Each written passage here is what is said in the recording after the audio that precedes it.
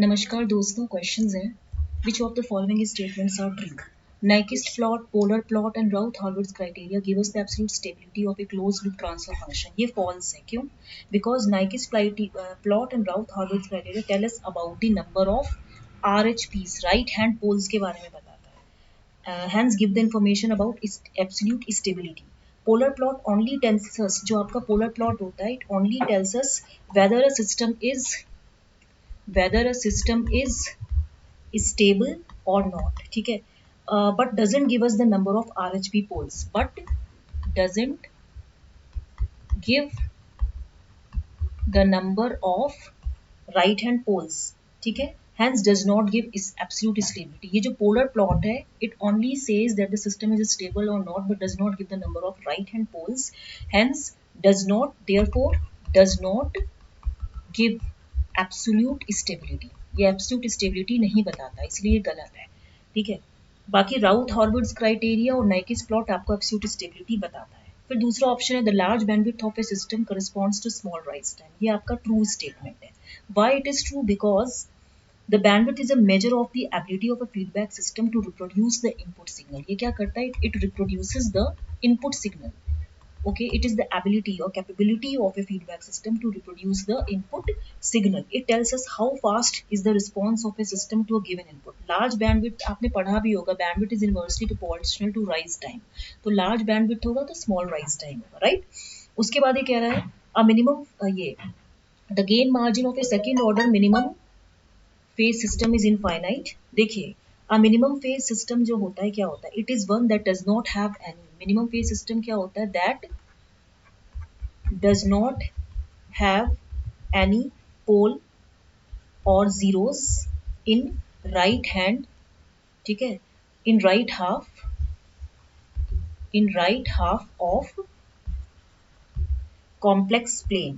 और gain margin क्या होता है? जो आपका गेन मार्जिन होता है, ये क्या होता है? It is the gain that can be provided to a system without affecting the stability of a system. बिना it does not affect the without affecting stability of a system. Gain margin क्या होता है? It is the gain that can be provided to a system. Second order system response can contain, आपका ये जो second order response है, it can contain what? Second order system response can contain undamped or exponentially decayed oscillations.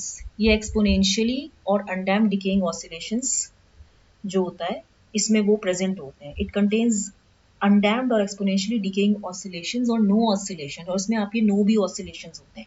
दस in all the system is stable. As a system is always stable, क्योंकि system हमेशा stable होता है तो gain margin finite होता है. Third option भी सही है. फोर्थ ऑप्शन कह रहा है for a stable system both gain margin and phase margin are zero. See, the gain margin is the gain that is provided to a system without affecting the stability of system. Phase margin क्या होता है? It is the additional phase. It is the additional phase that can be provided to the system without affecting stability. ठीक है. If the gain margin and phase margin both are zero, अगर आपका gain margin and phase margin both are zero, दोनों अगर zero हैं, then means a system कैसा है? Marginally stable है. The system is marginally stable. For a stable system के लिए क्या होता है? आपका जो आपका गेन मार्जिन भी पॉजिटिव होता है और फेज मार्जिन भी पॉजिटिव होता है. अनस्टेबल के लिए क्या होता है? अनस्टेबल के लिए आपका gain margin and phase margin दोनों आपका नेगेटिव होता है. ठीक है. तो यहाँ पे फॉर अ स्टेबल सिस्टम क्या होगा? गेन मार्जिन फेज मार्जिन दोनों पॉजिटिव होता है. ठीक है. अगर ये जीरो है तो यहाँ पे क्या होना चाहिए? स्टेबल नहीं होगा, ये मार्जिनली स्टेबल होगा. दैट मीन्स ये आपका रॉन्ग स्टेटमेंट है. ठीक है. तो आपके केवल सेकंड और थर्ड स्टेटमेंट्स ही राइट स्टेटमेंट. सेकंड ऑर्डर में हमेशा क्या होता है? सेकंड ऑर्डर सिस्टम जो होता है इट कैन कंटेन अनडैम्प्ड और एक्सपोनेंशियली डिकेइंग ऑसिलेशंस होते हैं और नो ऑसिलेशंस एट ऑल होते हैं. ठीक है. अच्छा, उसके बाद नेक्स्ट क्वेश्चन है x is a random variable, right, which is uniformly distributed between -pi, then e of sin x is. देखिए इस क्वेश्चन में क्या है, मैंने आपको बताया था for a uniformly distributed random variable. जैसे ये होता है, ये आपका होता है पीडीएफ. ठीक है. ये होता है 1/2 पाई. ये जीरो है, ये -पाई है और ये पाई है. एक्स है. तो एक्सपेक्टेशन वैल्यू का मतलब क्या होता है, मीन वैल्यू होती है। Integral minus infinity to infinity x of f x x d x है। जो एक्सपेक्टेशन वैल्यू होती है साइन एक्स की, वो होती है integral minus infinity to infinity sine x f x x d x. यहाँ पे आप देख लीजिए ये 1/2 पाई होगा and integral minus pi to pi और ये हो जाएगा साइन एक्स डी एक्स हो जाएगा। -1/2 पाई और ये वैल्यू कितनी हो जाएगी cos x minus pi to pi, तो ये value -1/2 pi cos pi minus cos of minus पाई।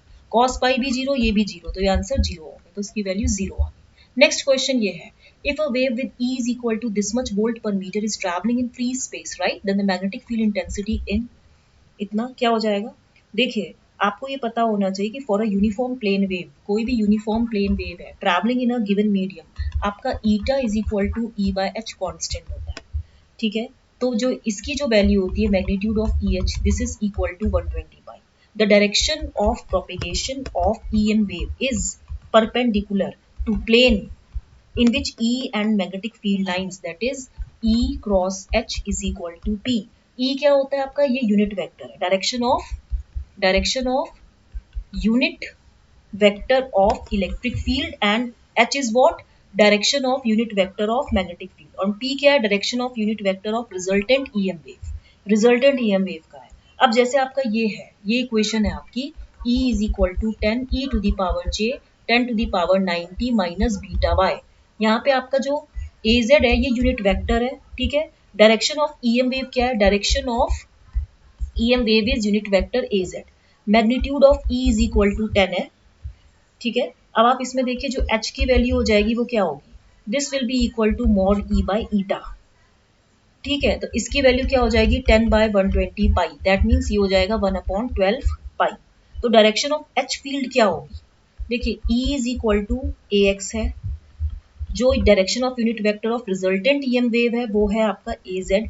तो direction of H field has to be a y, that means a x cross a y is equal to what a z, a x cross a y, ठीक है। तो H is equal to क्या हो जाएगा आपका,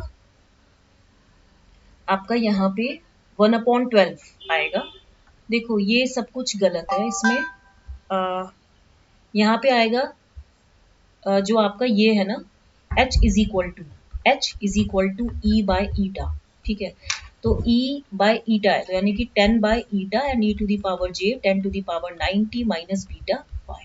तो यहाँ पे आपका माइनस ए एक्स तो नहीं होगा, ए एक्स होगा, फोर्थ ऑप्शन होगा। देखिए ये ए आपको दिया है, ये ए जेड, ये ए जेड क्या है, डायरेक्शन ऑफ यूनिट वेक्टर है, ठीक है। ठीक है, the direction of H field has to be a y, ठीक है। आपका यहाँ पे ये आंसर होगा ए एक्स, ठीक है। आपका ये जो था ए जेड किसका है, ये ई का है ना, ये देखिए ये ई जेड है, ठीक है। तो ये यहाँ पे आपका इस तरीके से होगा एच का ए एक्स। तो अगर आपको ये 3 क्वेश्चन समझ में आ गए तो इसको लाइक शेयर सब्सक्राइब करना मत भूलिएगा। Okay, thank you very much.